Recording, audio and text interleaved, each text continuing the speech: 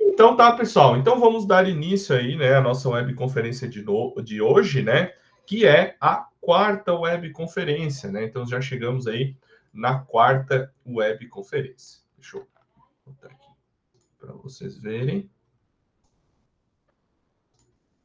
Aqui, aqui, não, aqui. Vamos ver se está tudo certinho. Aí. Então, pessoal, agora sim, né? Sejam bem-vindos à nossa quarta webconferência da Unidade Curricular 4, né? Montagem de sistemas mecânicos, né? Então, hoje a gente vai iniciar a aula, né? Falando sobre QSMS, né? O que é QSMS? É a sigla de qualidade, saúde, meio ambiente e segurança, né? Faltou segurança aqui, né? Segurança, show de bola.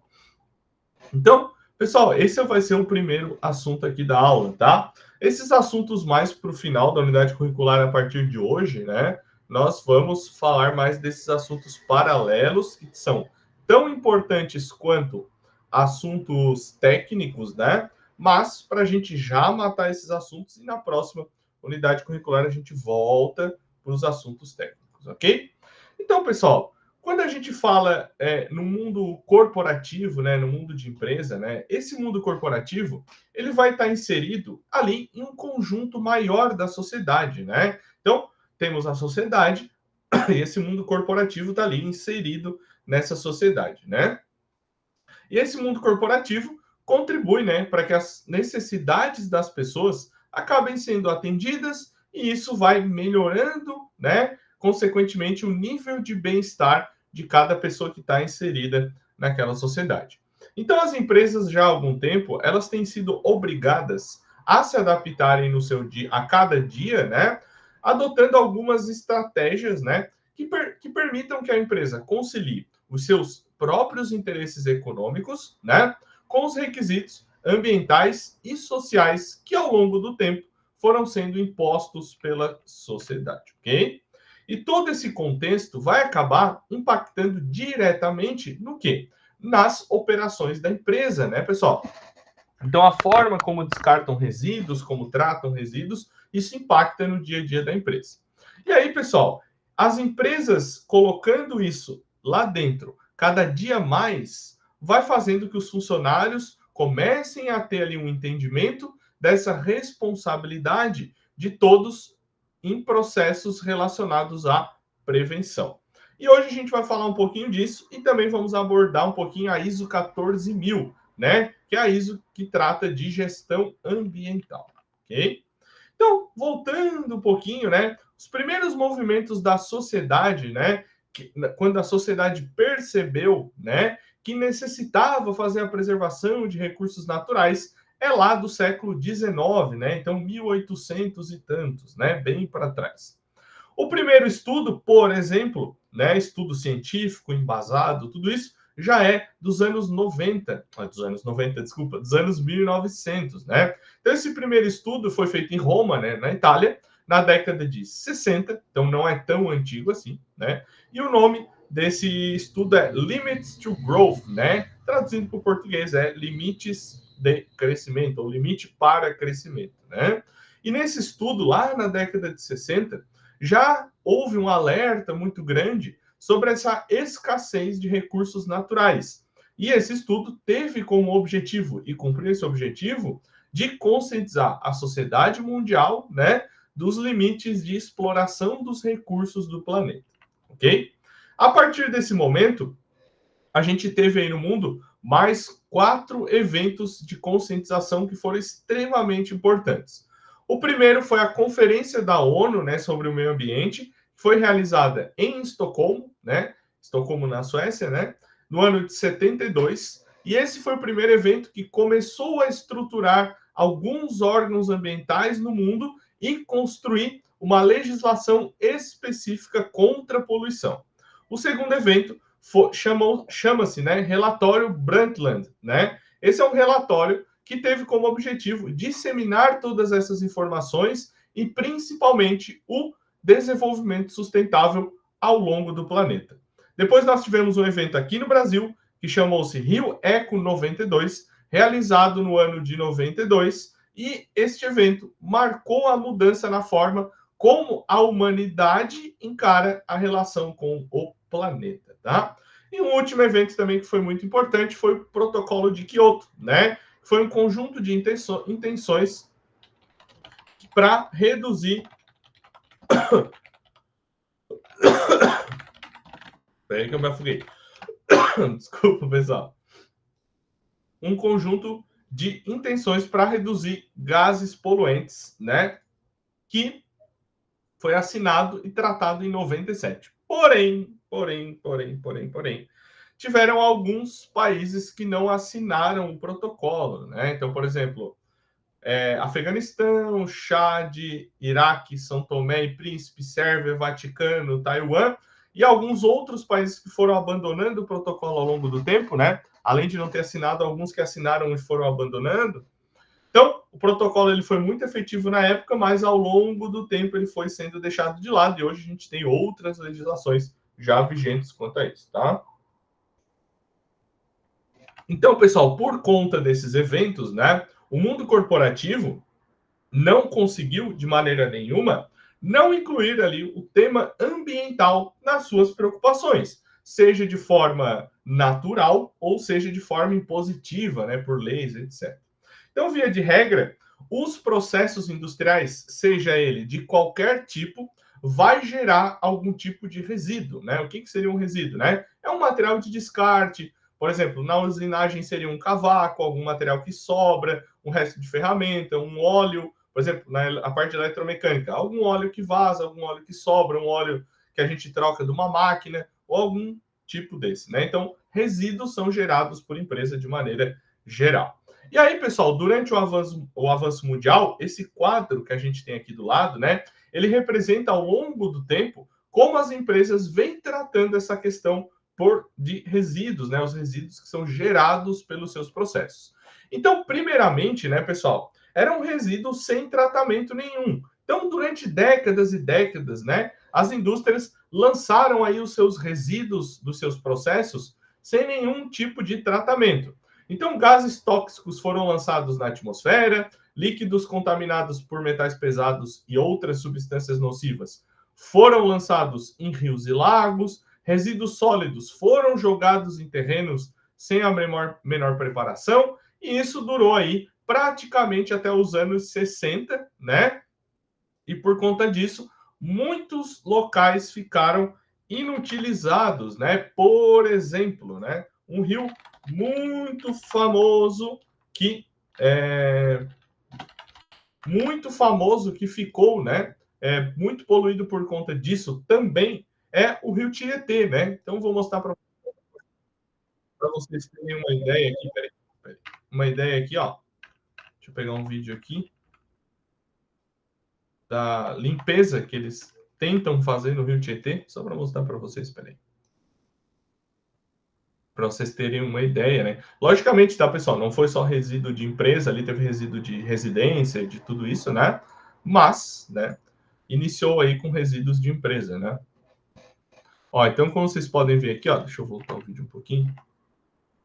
Ah, não sei se vocês sabem, tá? Mas o Rio Tietê ele não é todo poluído de ponta a ponta, né? Ele é um rio bem grande que atravessa ali o estado de São Paulo e tem alguns locais que é banhável, né? As pessoas tomam banho, pegam água, etc. Mas perto da cidade de São Paulo ele tem esse problema, né?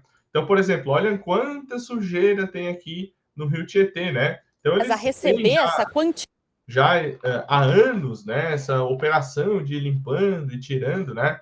Isso é fruto, né? Olha aí quanta sujeira foi retirada, né, pessoal? Olha as montanhas aqui. É o tamanho da escavadeira, né? E o tamanho da montanha de lixo, a gente consegue ter um pouquinho de ideia aí da quantidade de resíduo que é tirado, né? Que está sendo tirado aí, vem sendo tirado ao longo dos anos do Rio Tietê, né? E isso, obviamente, foi por conta dessa não preocupação com os resíduos, né?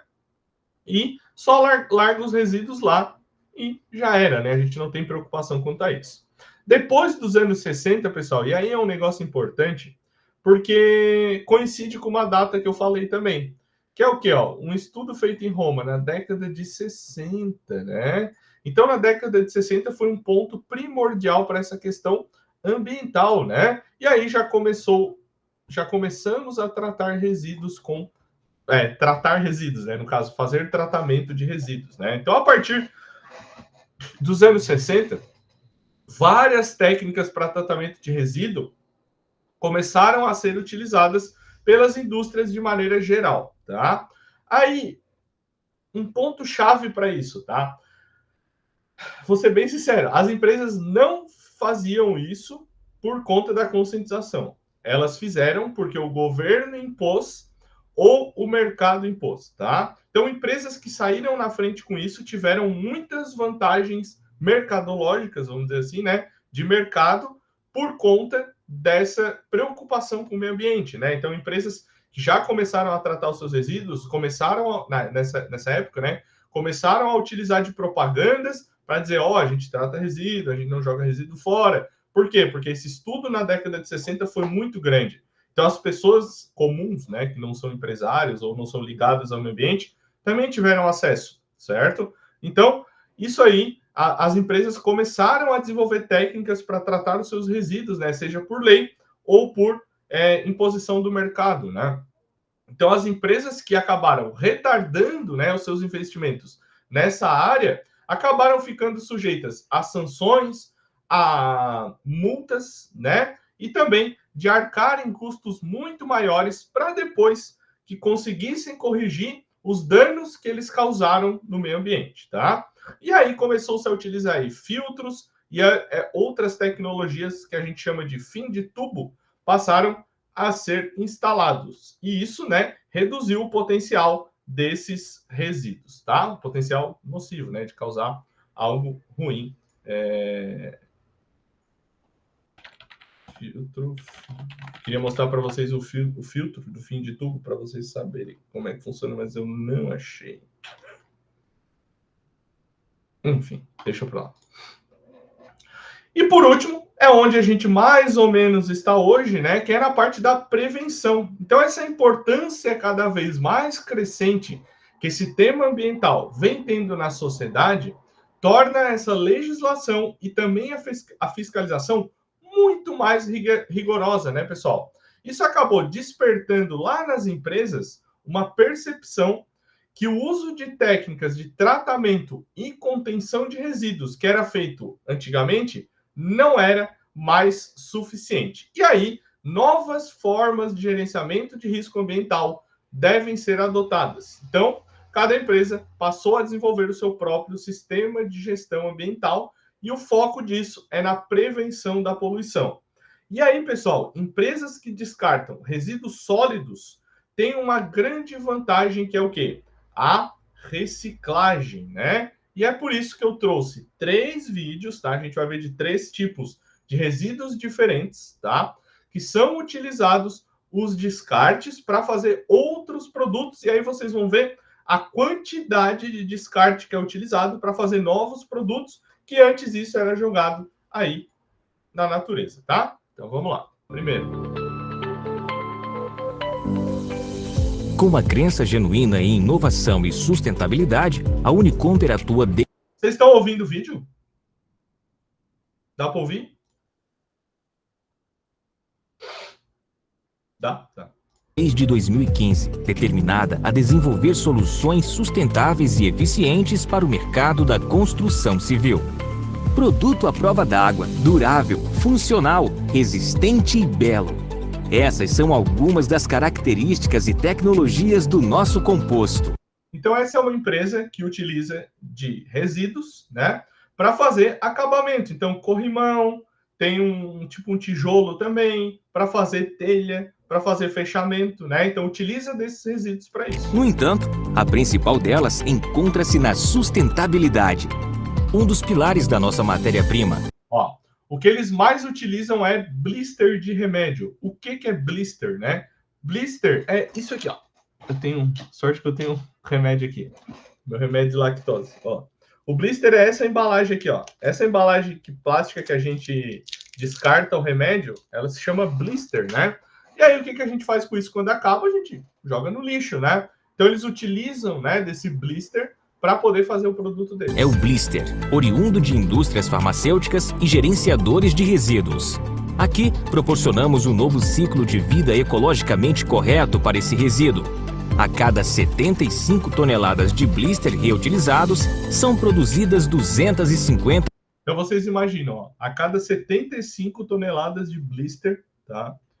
Que é muito blister, né? Porque esses plásticos não pesam nada, né? Eles conseguem produzir 250 toneladas de produto Unicomper, né? Que daí é o produto que eles produzem lá, que a gente vai ver. Toneladas de produtos Unicomper, que recebem ao longo do processo produtivo outros componentes, como pó de madeira, pó de pedra e aditivos. Então aqui eles também usam outros resíduos além do blister, né? Como pó de madeira, que também era lançado em rio, lançado em qualquer lugar.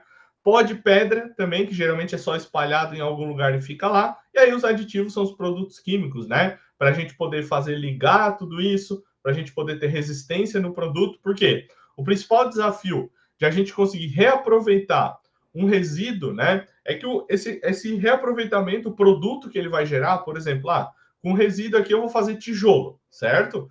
Mas o tijolo ele tem que ter a mesma resistência, ele tem que cumprir o mesmo papel, né? Ele tem que ter a mesma questão estrutural.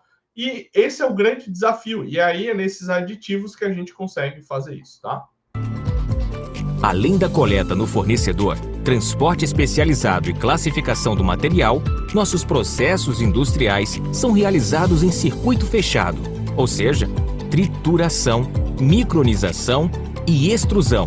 Então eles pegam o blister, basicamente, né? Trituram ele, transformam ele tipo um cimento assim, e aí com isso eles conseguem fazer a extrusão, né? A extrusora, né? Desculpa, ela é uma máquina, né? Que é quando a gente empurra o material contra uma matriz, né? Então, por exemplo, a gente tem uma matriz que tem esse formato aqui de canaleta, e a gente empurra esse material, então lá eles provavelmente têm como se fosse uma batedeira gigante, né? Onde eles misturam o pó de blister, o pó de madeira, o pó de pedra, junto com os aditivos, aí aquilo faz uma massa, né?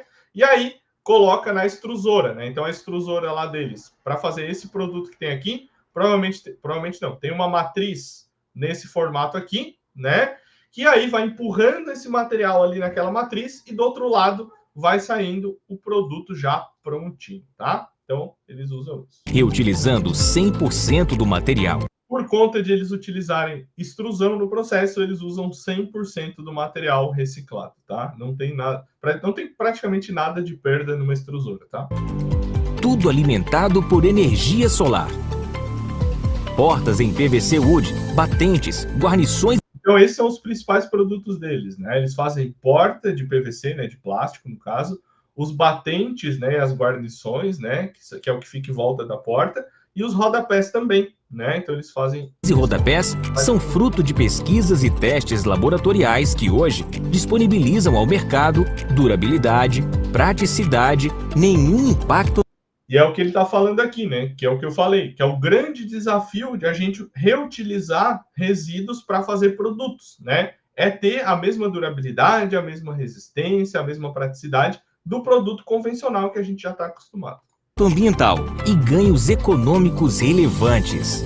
Expandimos visando o novo e o sustentável, oferecendo soluções na gestão empresarial de alta performance com respeito ao meio ambiente e às pessoas. Unicomper, o composto do futuro. Então essa é uma empresa que utiliza blister, né, pó de pedra e pó de madeira para fazer alguns produtos aí como porta, rodapé, batente, né? E agora a gente vai ver uma outra também. Vamos ver aqui. Essas são tijolos ecológicos, tá?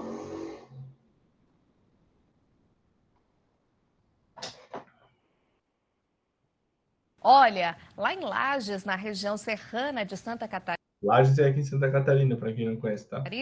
muita gente tem aproveitado o lixo que ia ser jogado fora para virar casa, viu? Isso é um projeto também que vale a pena a gente conferir.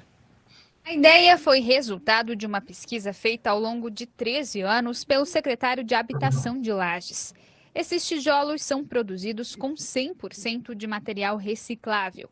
Aqui pode não parecer, mas estão sendo utilizados materiais que geralmente vão para o lixo. Para fazer os tijolos, os materiais recicláveis são processados. Aqui, por exemplo, nós temos o vidro, temos também o papel, o plástico. Aqui, pessoal, nesse caso, ele não usa só um ou dois tipos, né? Aqui ele usa vários tipos de resíduo, e isso é bem melhor, né? Porque a gente tira mais resíduo do mundo, vamos dizer assim, de maneira geral, né? Para fazer esses tijolos, tá?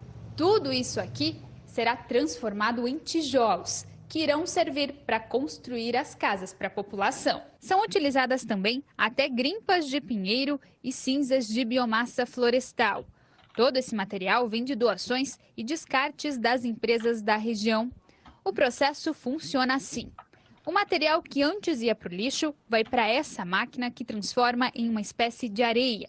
Depois, tudo é misturado na betoneira. Daqui, ela vai para essa outra máquina, que prensa e molda o tijolo em poucos segundos. Ó, aqui o processo também é diferente, né? Porque se lá na outra a gente usava uma extrusora, né, que é empurrar o material contra uma matriz, aqui a gente usa uma prensa, que é basicamente tem um molde ali dentro para fazer o tijolo, né? Então ele só coloca o material, prensa, até que fica tudo bem prensadinho, com a resistência de um tijolo, e aí ele pode utilizar a partir disso. Em 7 dias, ele já pode ser utilizado nas construções. Tudo é feito pela Secretaria de Habitação do município. O custo é 10 vezes menor que um tijolo comum. Antes, um imóvel que tinha um custo de R$25 mil, agora sairá por R$6 mil.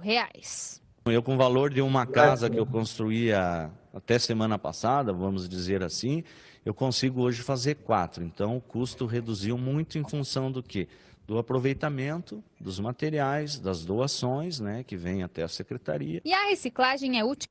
E isso, pessoal, além de ter essa pegada ambiental, também tem uma pegada humana, né? Porque a partir disso, né, ou a prefeitura pode comprar essas casas bem mais barato e dar para as pessoas menos favorecidas, ou oportuniza que essas pessoas consigam adquirir o seu próprio imóvel, né? Saindo muito mais barato utilizando esse tipo de material. Utilizada até no encaixe dos tijolos. A argamassa foi substituída por uma resina de isopor.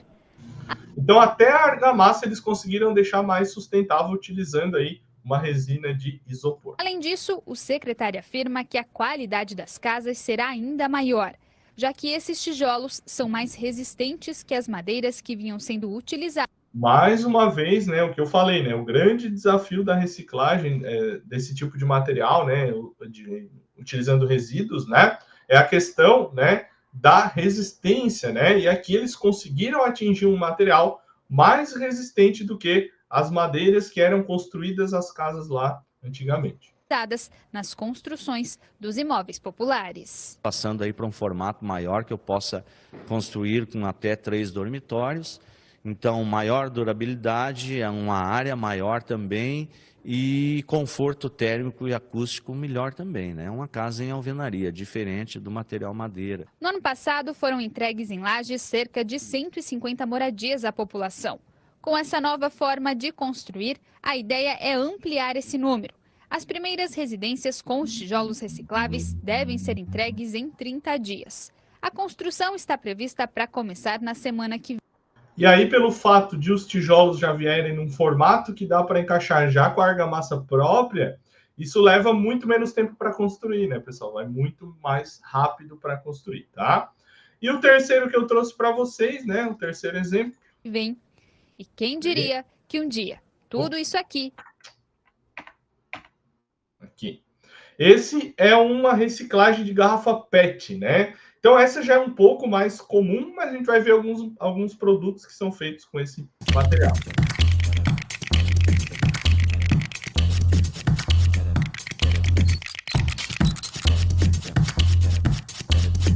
O que você faz com as garrafas? Lembrando, tá, pessoal? Semana passada a gente falou de materiais de construção mecânica e a gente falou dos polímeros, né? Então, a gente falou que tinha os termorrígidos, né? E os termoplásticos, né? Lembram que os termorrígidos a gente não conseguia reutilizar porque não dava para esquentar, né? Mas os termoplásticos davam.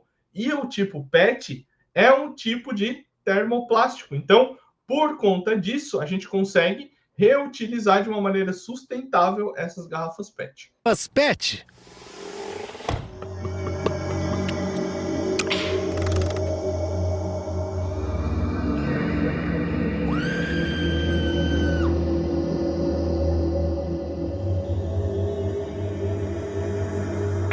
Acredita-se que uma garrafa PET leve entre 200 e 600 anos para se decompor no meio ambiente.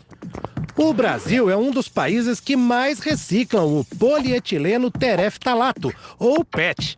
Mesmo assim, 41% das garrafas PET descartadas ainda não são recicladas. Isso equivale a mais de 200 mil toneladas. Onde vai parar tudo isso?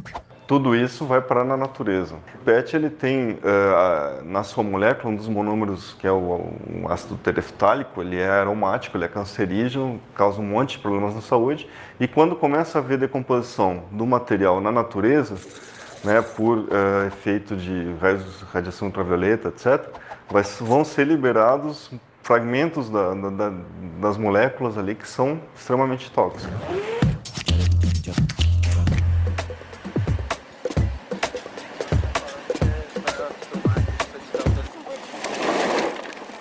Os catadores de resíduos sólidos recolhem os materiais feitos de PET e enviam para uma usina de reciclagem. Ele vai ser transportado para uma indústria. Nessa indústria, esse material vai ser triturado. Depois de triturado e lavado, ele se torna um material chamado flake. Ele passa por um processo de um leve derretimento para ele se tornar um grão. Quando ele se torna grão, ele se torna de novo matéria-prima para ser utilizado em diversos produtos. Então, ó, vocês podem ver que também tem diferença de cor no caso da PET, né? Porque ela não perde a cor quando ele se torna um flake, né? Que é tipo uma bolinha assim bem pequenininha, tá?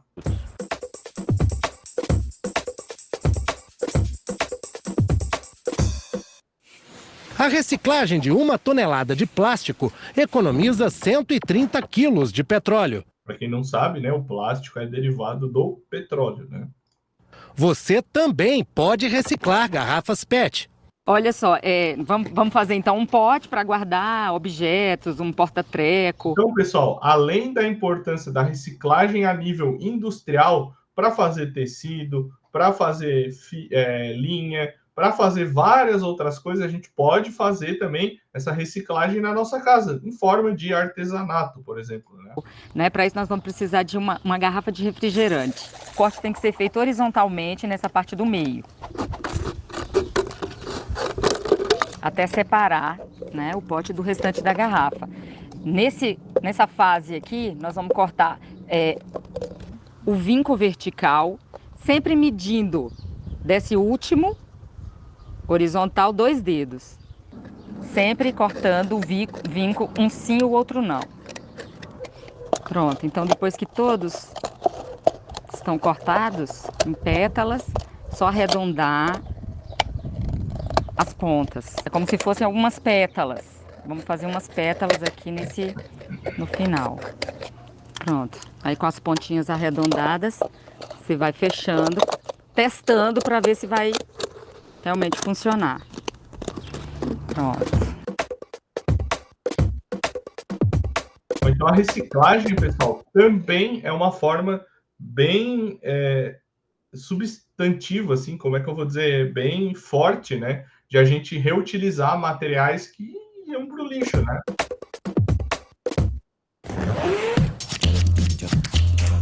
Se sua cidade ainda não tem coleta seletiva, separe os materiais feitos de PET e procure postos de coleta ou cooperativas de catadores.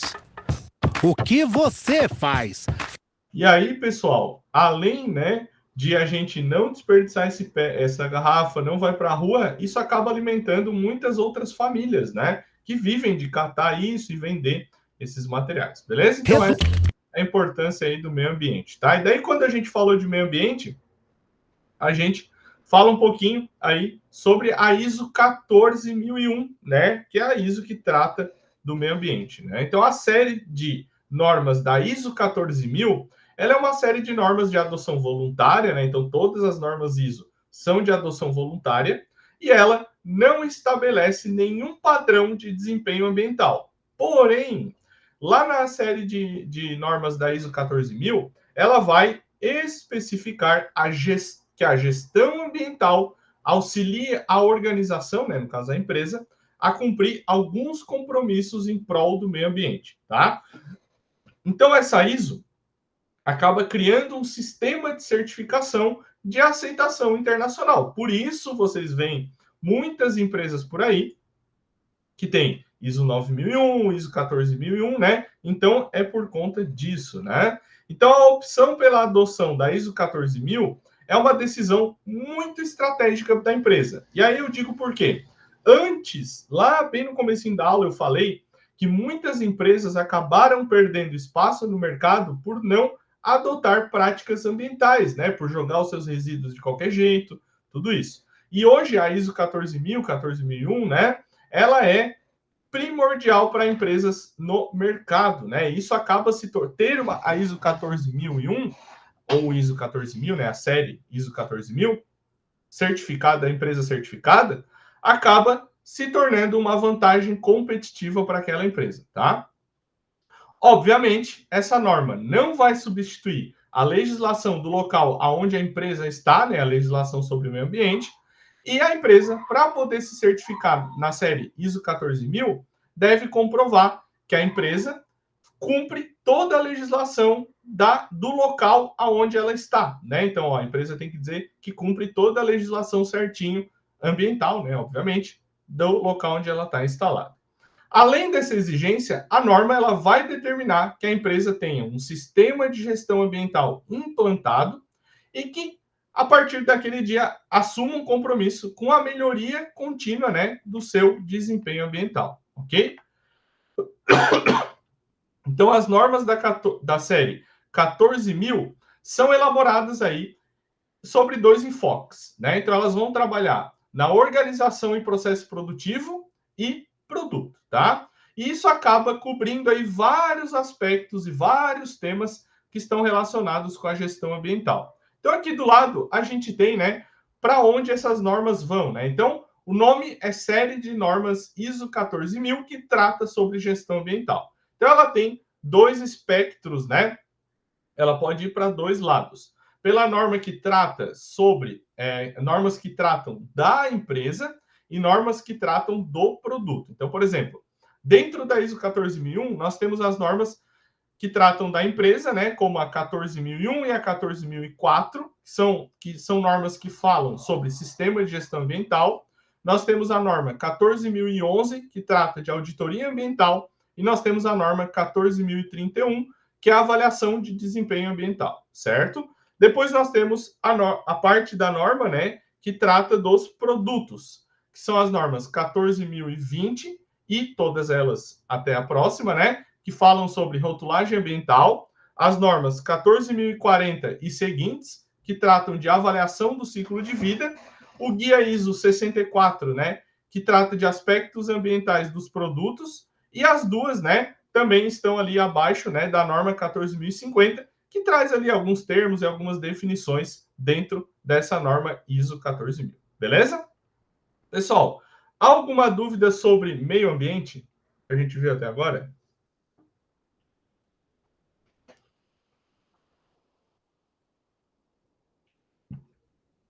Não?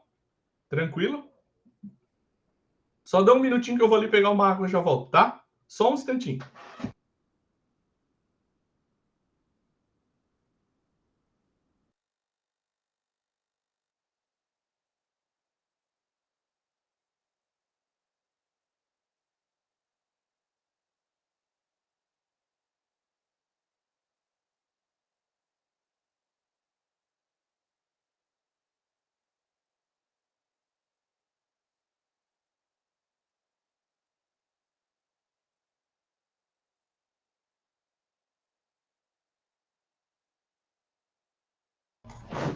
Voltei, rapaziada. Então agora nós vamos falar um pouquinho como é que é SMS, né? Agora nós vamos falar um pouquinho sobre segurança do trabalho, né, pessoal? Então, pessoal, com o intuito, né, de proteger de alguns efeitos danosos as empresas, os colaboradores, a sociedade e o planeta de norma geral, foram criadas as NRs. As NRs conhecidas como Normas Regulamentadoras de Segurança, né? Que são regras de procedimento e atividades de risco. Elas foram criadas a partir da CLT, né, que é a Consolidação das Leis Trabalhistas, lá no ano de 78, e as NRs têm como objetivo garantir a segurança e saúde dos trabalhadores, e até os dias atuais elas sofrem alterações e vão sendo também adicionadas novas NRs conforme a necessidade, tá? As normas regulamentadoras, né, as NRs, elas surgiram através da Lei 6.514 do ano de 77, ok? E elas são como leis, né? Elas têm de ser seguidas. Uma dessas NRs trata da Comissão Interna de Prevenção de Acidentes, a CIPA. Tem alguém aqui na aula que é cipeiro ou já foi cipeiro? Já foi eleito pela CIPA ou indicado para a CIPA, né, no caso? Não? Nunca ninguém? Não? Então, pessoal, a CIPA, ela é uma comissão, né, que ela é regulamentada pela NR5. E qual é o objetivo da CIPA, né? Preservação da vida e promoção da saúde, além de prevenção de acidentes e doenças do trabalho. Então, ela é constituída de representantes dos empregados de forma eleita, né? Então, a gente vai ter na empresa pessoas participantes da CIPA que foram eleitas pelos funcionários, e vamos ter também o mesmo número de pessoas que foi indicado pela empresa. E a CIPA atua de forma conjunta com o SESMIT, tá?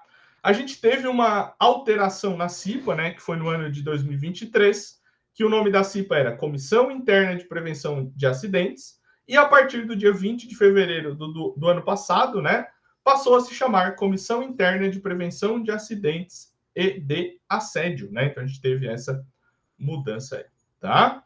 Depois da CIPA nós temos uma outra NR, que é a NR4, que trata do SESMIT, né? O que é o SESMIT? O SESMIT é o Serviço Especializado em Engenharia de Segurança e Medicina do Trabalho. Então, com a finalidade de prevenção de acidentes e criação de planejamento de segurança na empresa, o SESMIT ele é constituído por profissionais da saúde e da segurança do trabalho.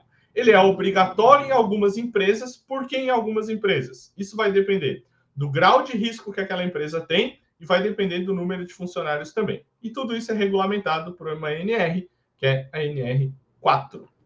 Dentro de qualquer empresa que vocês vão trabalhar, vocês estão sujeitos a algum tipo de risco ocupacional.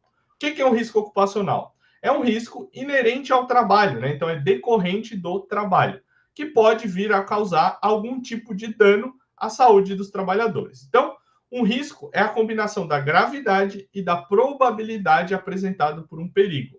Então, a gente tem uma diferença grande, né, entre o termo perigo e o termo risco, né? E eu vou mostrar para vocês exemplificando, tá? Por exemplo, o perigo seria um tubarão no mar. O risco seria alguém nadar nesse mar junto com o tubarão. A Covid-19 é um perigo, mas andar em locais públicos sem máscara é um risco, né? Usar um secador de cabelo pode ser um perigo, mas usar o secador de cabelo enquanto toma banho é um risco, né? Então, se expor a um perigo gera um risco, tá? Eu também costumo dizer que perigo é quando não tem pessoas envolvidas e risco é quando tem pessoas envolvidas, tá? Então, tem essa diferenciação, apesar desses termos sempre serem confundidos, tá? E dentro dos riscos ocupacionais, nós temos algumas classificações, né? Por exemplo, risco físico, que é quando o trabalhador está exposto a diversas formas de energia, né? Como ruído, calor, frio, radiação, etc., né? Risco biológico, que são riscos gerados por agentes biológicos, como vírus, protozoários, bactérias, bacilos e parasitas. Risco químico, que é a exposição dos trabalhadores às substâncias e compostos químicos em forma de neblina, névoa, poeira, químico líquido, né, ou outros tipos. Risco ergonômico, que é o risco que pode causar danos à saúde do trabalhador devido a postura inadequada, monotonia, repetitividade, ritmo excessivo e outros. E risco de acidente, né? Então é o último tipo, nós temos 5, né?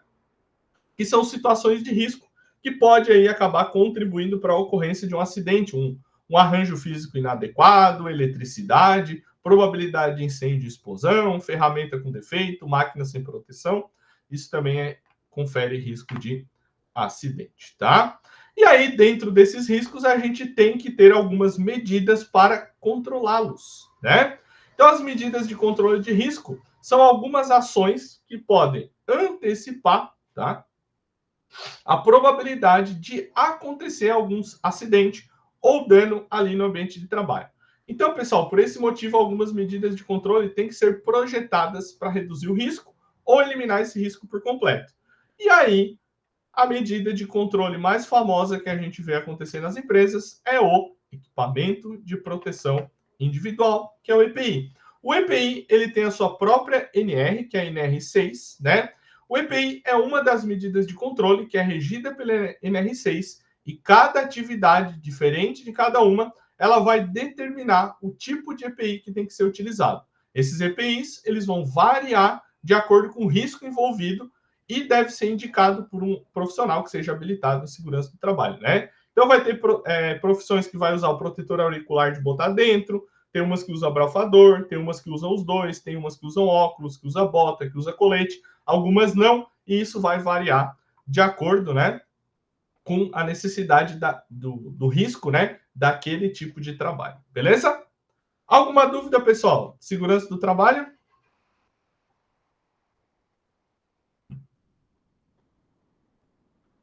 Não? Então tá. Então vamos fazer aí uns 15 minutinhos de intervalo. Agora é 9, né? Até 9h15. Depois a gente volta para falar sobre gestão de pessoas. E se sobrar um tempinho, a gente faz uma lista de exercícios bem curtinha, tá bom? Até daqui a pouco, pessoal. Aproveitem aí para levantar, dar uma esticada, comer alguma coisa. Daqui a pouco a gente volta.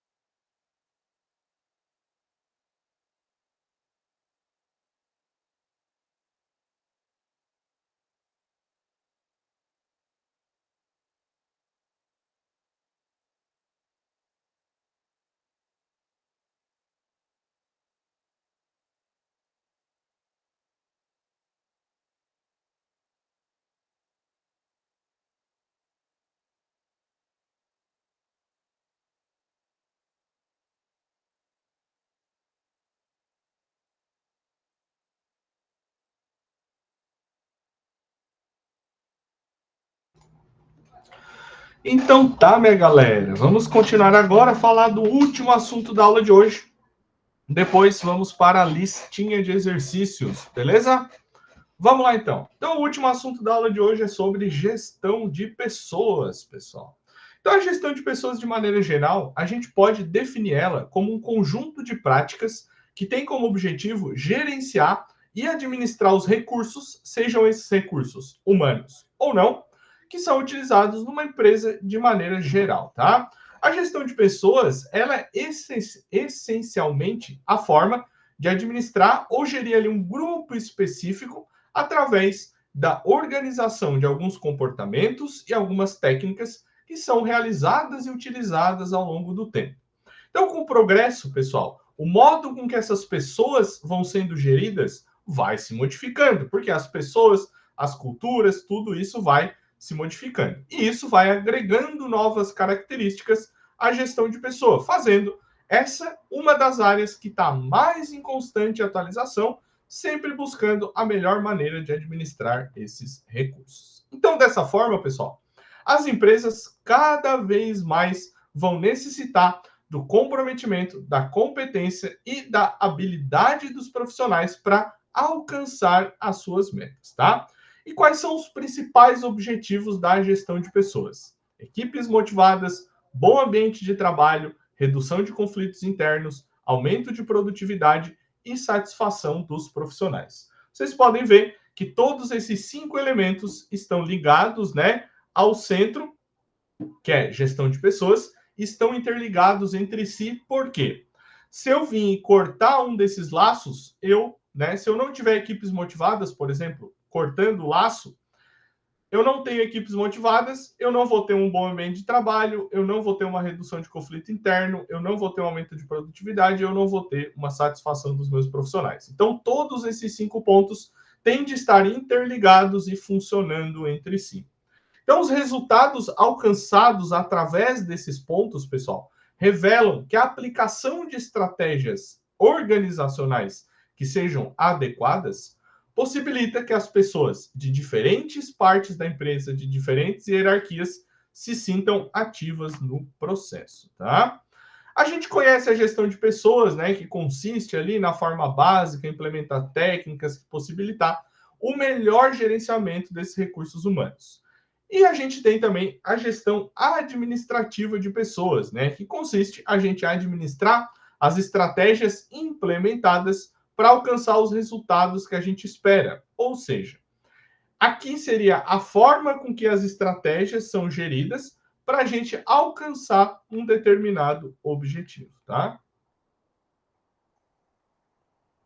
Por óbvio, né? Essa gestão de pessoas, ela só vai acontecer com a participação efetiva de um líder, que tem como função estabelecer a melhor forma de realizar suas estratégias. Portanto, esse líder, esse gestor tem que ter habilidades de direcionar, coordenar, motivar, estimular, acompanhar e monitorar as pessoas quais ele lidera, né? Então, a personalidade desse gestor, ele tem que ser uma pessoa bem desenvolta para conseguir e ter facilidades de gerir estratégias na empresa. E outras características que são importantes também para gestores são capacidade de ouvir, facilidade de comunicação e diálogos, ter bom relacionamento interpessoal e respeito às pessoas e saber reconhecer as habilidades das pessoas para que ele consiga destinar essas pessoas aonde elas vão ter atividades onde elas consigam desempenhar o 100% delas, ok? E aí, pessoal, quando esses gestores colocam em prática, né, todas essas habilidades e possibilitam uma melhor desenvoltura das pessoas, ele pode ter como resultado um panorama das ações estabelecidas, criando a médio e longo prazo um ambiente extremamente favorável para o desenvolvimento e valorização da equipe que ele gere, né? Então, os gestores é quem são responsáveis por administrar essas pessoas, administrar as competências dessas pessoas, e para isso ele pode ali reunir a sua equipe, direcionar as pessoas para determinada responsabilidade. Isso aqui é da outra aula, beleza? Já botei aqui no slide, mas não era de hoje. Alguma questão quanto à gestão de pessoas, pessoal? Isso foi mais rapidinho, né?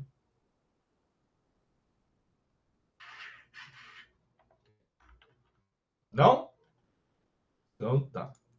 Então agora nós vamos para a lista de exercícios, tá? Como é que vai funcionar? Eu vou botar uma lista na tela e também vou mandar o link aqui para vocês, para quem quiser abrir. Lá pelo link vocês não conseguem responder, apenas para vocês visualizarem, ok? Vocês podem responder numa folha ou num caderno, mas em algum lugar que vocês consigam guardar, porque pode ser que tenham questões que ajudem vocês no questionário avaliativo 2 que abre semana que vem, tá? Então, eu vou dar uns 20 minutos para vocês fazerem e depois eu volto, leio a questão e vocês podem responder. Aí pelo microfone ou pelo chat vocês escolhem, beleza? Então eu vou colocar o link aqui para vocês, para quem quiser entrar pelo link, mas eu também vou colocar aqui na tela para quem prefere olhar na tela, tá bem? Então são 5 questões sobre assuntos que nós falamos na aula de hoje e nós vamos fazer a correção às 21h40, tá bem? Então, vou dar aí 20 minutos para vocês fazerem essa lista e aí a gente corrige ela. Caso vocês venham a ter dúvidas, tá? Podem me perguntar aqui no chat que eu respondo para vocês. Fechou? Bons exercícios e até daqui a pouco.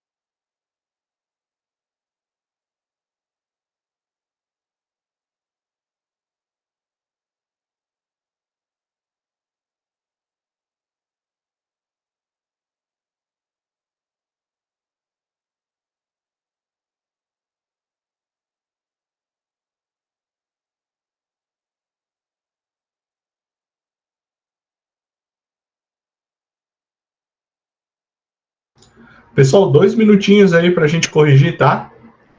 Então já fiquem atentos aí que a gente já vai corrigir a lista de exercícios.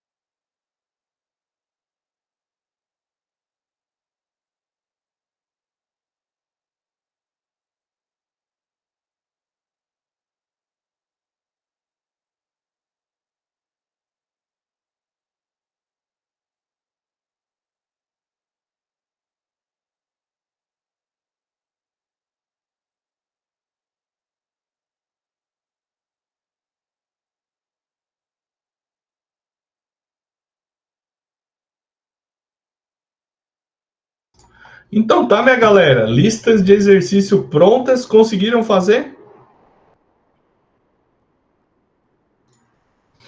Deu tempo para fazer ou não deu tempo? Deu? Então tá. Se vocês quiserem falar pelo microfone, beleza. Se vocês quiserem digitar no chat, beleza também, tá bem? Primeira pergunta. Qual é a norma responsável pelo sistema de gestão ambiental? O que vocês colocaram? ISO 14001, 14001, 14001.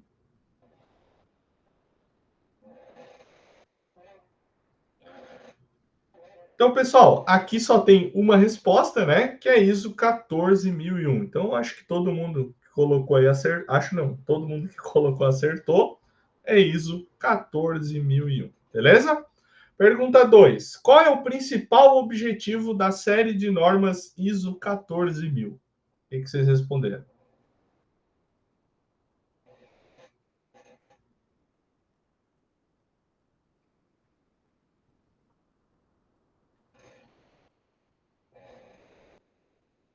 Digitem com calma que eu espero, não tem problema, tá?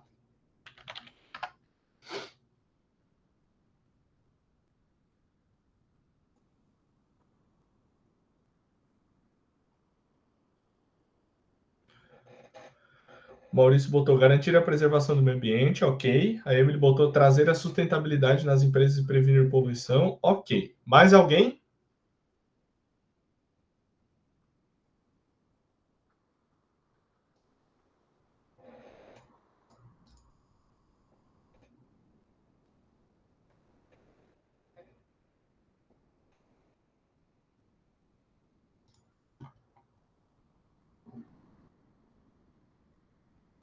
Mais alguém, pessoal? Ou era isso? Não? Então tá. Pergunta número 3. Qual foi o intuito da criação das normas regulamentadoras, as NRs? O que vocês colocaram?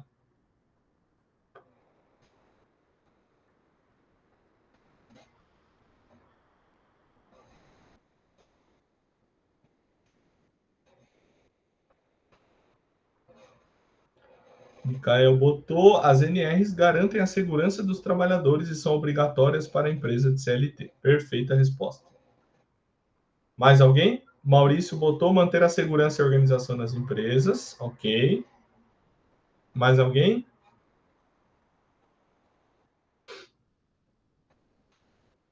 Mauro botou garantir a segurança dos trabalhadores no ambiente de trabalho. Perfeito. Mais alguém, pessoal? A Emily botou trazer a segurança dos funcionários e a especialização do setor. Beleza, também está correto. Show de bola, pessoal. Próxima pergunta, número 4. Quantas NRs existem atualmente? Vamos ver se vocês pesquisaram bem.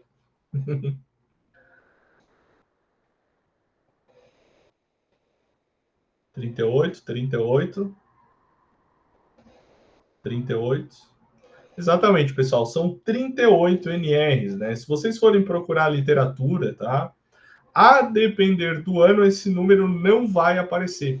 Porque a 38ª ela é do ano passado, se eu não me engano, que é uma norma para trabalhadores, pessoal que varre rua, né? Esse pessoal que trabalha recolhendo lixo de rua, né? Que é a 38ª, tá?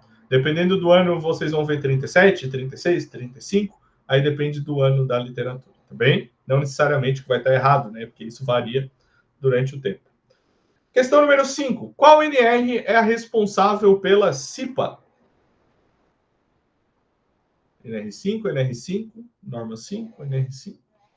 Perfeito, pessoal. Então, a NR5, né, é a responsável pela Comissão Interna de Prevenção de Acidentes e de Assédios, certo?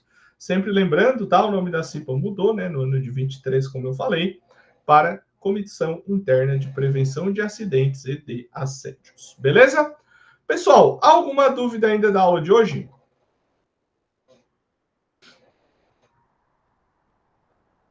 Não? Show de bola, então, pessoal. Semana que vem nós vamos também fazer uma lista de exercício, tá? Só que aí com um apanhado do material maior, tá? Desde de coisas que a gente viu na primeira aula até na próxima aula, porque semana que vem abre um questionário avaliativo novo. E lembrando, tá? Semana que vem a aula começa 8h05, tá? Então cheguem um pouquinho mais cedo, vai começar 8h05 em ponto. Beleza? Pessoal, uma ótima semana de trabalho para todos, ótima semana de estudos também. Uma boa semana, vão com Deus, boa noite e até semana que vem. Obrigado pela presença de vocês. Tchau, tchau, pessoal!